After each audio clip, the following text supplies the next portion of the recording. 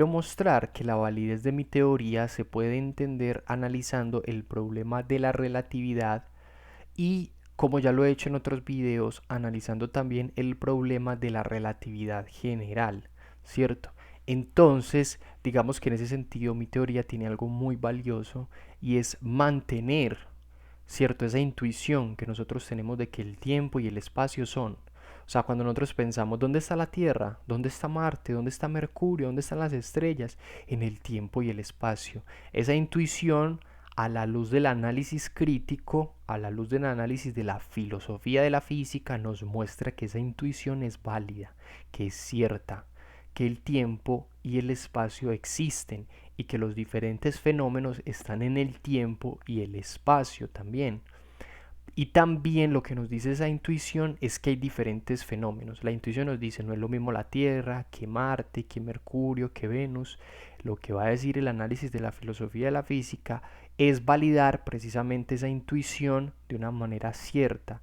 Y es que reconocemos las diferencias, pero hay que entender que esas diferencias generan una serie de relaciones con el tiempo y el espacio, ya que no es lo mismo, por ejemplo, la gravedad de un planeta que la de otro planeta.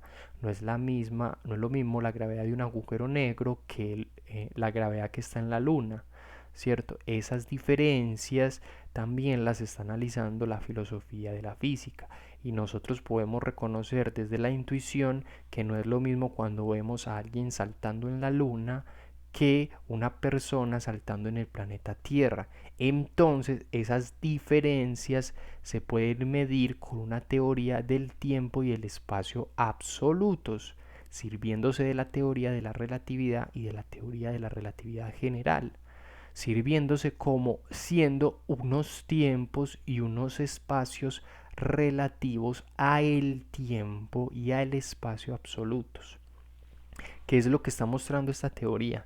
Que la concepción del tiempo y el espacio universales, ese imaginario que llegó a tener Newton, en parte sí es real y en parte respecto a la intuición o a la opinión de la mayoría de personas también es real.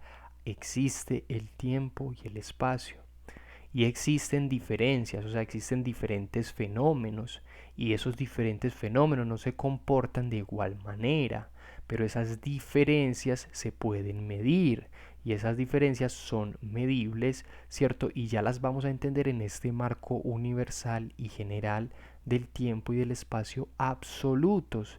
Entonces es muy interesante.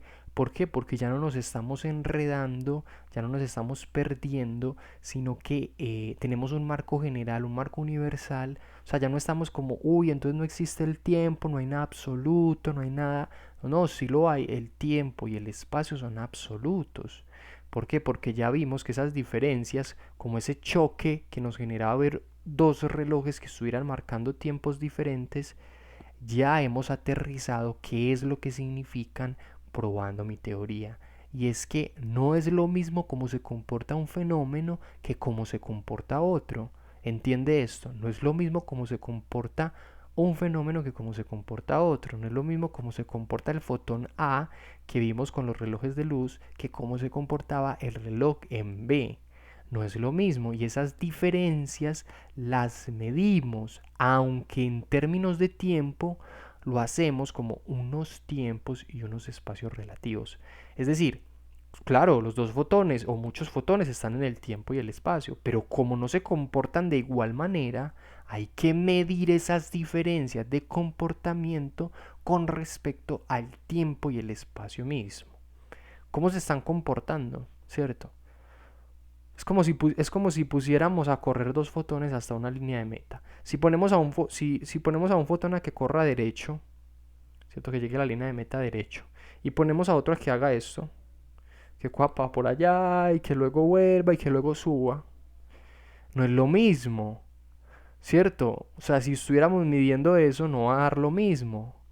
Pero sabemos que están corriendo en el tiempo y el espacio, están en la misma carrera, están en la misma pista, ¿cierto? Pero hay unos tiempos ahí, unos espacios que son diferentes. No es lo mismo como llegó el primero, que fue derecho, No es lo mismo como llegó el segundo fotón que le tocó asumir todo esa, o sea, que se fue hasta por allá y luego volvió y luego subió. No es lo mismo. Entonces eso los medimos, pero sabemos que están en el tiempo y el espacio. Pero ese comportamiento, al haber cambiado, hay que medirlo. Entonces estamos asimilando que esa extrañeza, ese imaginario de que entonces, ¿qué es el tiempo? ¿Qué es el tiempo si no es universal, si no es absoluto, si no es general, casi que si no es comprensible? Ya vemos que sí lo es, que podemos comprender el tiempo, que parece como si el tiempo fuera relativo. Porque al ver esas diferencias entre los dos relojes decimos, uy, o sea que acá el tiempo es una cosa y acá el tiempo es otra.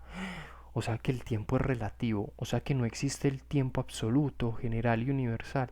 No, ya vimos que no es eso. Que los relojes, aunque literalmente marcan tiempos diferentes, parecen como si el tiempo fuera relativo, ya que lo que están midiendo, de hecho, es unos tiempos y unos espacios relativos al tiempo universal y absoluto, ¿cierto? Es como que ponemos a correr dos niños y un niño corre para otro lado, entonces tenemos que medir cómo, o sea, tenemos que medir ese trayecto diferente del otro niño con respecto al tiempo. Tenemos que medir el primer niño que sí se fue derecho por la pista, cómo se desenvolvió, cuál fue su ritmo, su todo, o sea, su tiempo, con respecto a ese tiempo universal y absoluto, pero como un tiempo relativo, o sea, el tiempo relativo del niño A y el tiempo relativo del niño B, pero tiempos relativos en función al tiempo universal y general. ¿Cierto? Porque los dos niños están en el tiempo y el espacio. O sea, no podemos decir que hay un niño por fuera del tiempo y el espacio. No, los dos niños están ahí existiendo, pero un niño no se comporta igual al otro niño. Y esas diferencias hay que medirlas. Y ya dijimos, digamos, lo importante. El enredo o la confusión es que si uno ve los dos relojes dice, este reloj porque está marcando esto y este reloj porque está marcando esto otro, entonces el tiempo es relativo, entonces no existe el tiempo universal, no existe el tiempo general. Ya vimos que eso es falso, que aunque literalmente esos relojes estén marcando una cosa y otra, lo que está pasando es que parece que el tiempo fuera relativo por eso, parece. ¿Por qué simplemente parece? Porque nosotros estamos midiendo cómo se comportó algo. Si en este caso, por ejemplo, en el caso del reloj B, ya vimos que lo que hicimos fue que al correrlo esas distancias cambiaron. Entonces esas distancias al cambiar, ¿cierto? Le toca asumirlo, incluso en términos de tiempo, le toca asumirlo al fotón de B, le toca asumir esas diferencias al correrle la mesa, al correrle como las bases, pues eso va a implicar algo diferente que en el reloj de A. Y esa diferencia la medimos, pero eso no relativizó el tiempo. Tanto el fotón de B como el fotón de A, ellos estuvieron recorriendo o estuvieron haciendo lo que estuvieron haciendo en el tiempo y el espacio. Solo que en este caso vimos que había que medir esa diferencia relativa, ese un tiempo y un espacio relativos al tiempo. Entonces es muy interesante porque ya vamos a entender la confusión. Y es que aunque literalmente los dos relojes marquen tiempos diferentes, son unos tiempos y unos espacios relativos al tiempo. Una manera de comportarse de A diferente a la de B. Pero que yo me comporte de A diferente a B, que nos estemos comportando diferente, son comportamientos que están en donde, en el tiempo y el espacio. El fotón A está en donde, en el tiempo y el espacio.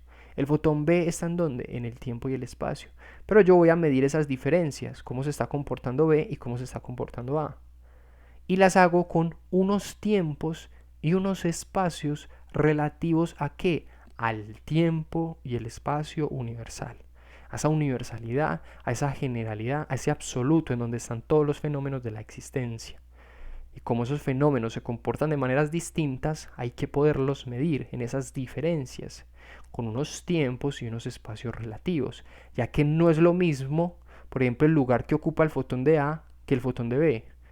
No es lo mismo yo que Júpiter, que el lugar que ocupa Júpiter. No es lo mismo el lugar que está ocupando la Tierra que el lugar que ocupo yo. Ahí hay diferencias y yo puedo medir esas diferencias, ¿cierto? Todo eso hace parte importante para entender por qué el tiempo y el espacio son absolutos y no relativos como se ha creído hasta el momento.